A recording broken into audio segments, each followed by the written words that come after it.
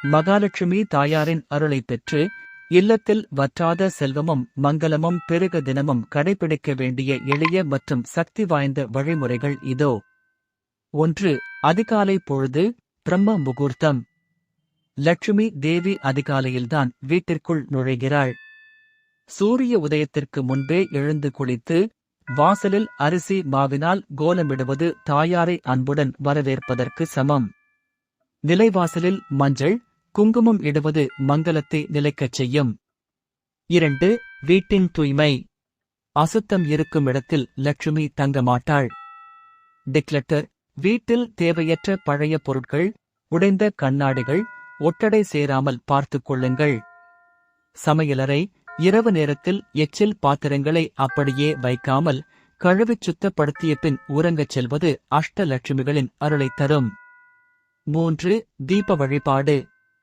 தினமும் காலையிலும் மாலையிலும், குறிப்பாக அந்தி சாயும் நேரத்தில் வீட்டின் பூசையறையில் நெய் தீபம் அல்லது நல்லெண்ணெய் தீபம் ஏற்ற வேண்டும். இருள் மற்றும் சோம்பல் உள்ள இடத்தில் லட்சுமி வாசம் செய்ய மாட்டாள். 4. மங்கலப் பொருட்கள். கல்லுப்பு.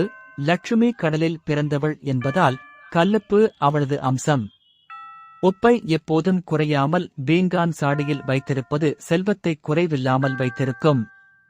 நறுமணம். சாம்பிராணி அல்லது ஊதுபத்தி நறுமணம் வீட்டில் நிறைந்திருப்பது நேர்மறை ஆற்றலை ஏற்கும். 5. குணமும் நடத்தையுமே முக்கியம். இன்சொல்.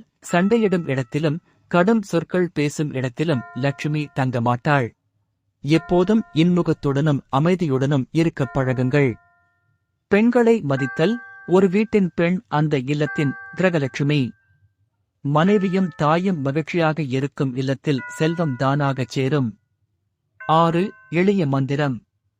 தினமும் விளக்கேற்றிய பின் ஓம் ஸ்ரீம் மகாலட்சுமியே நமக என்ற மந்திரத்தை 108 முறை அல்லது உங்களால் இயன்ற அளவு ஜபிக்கவும்.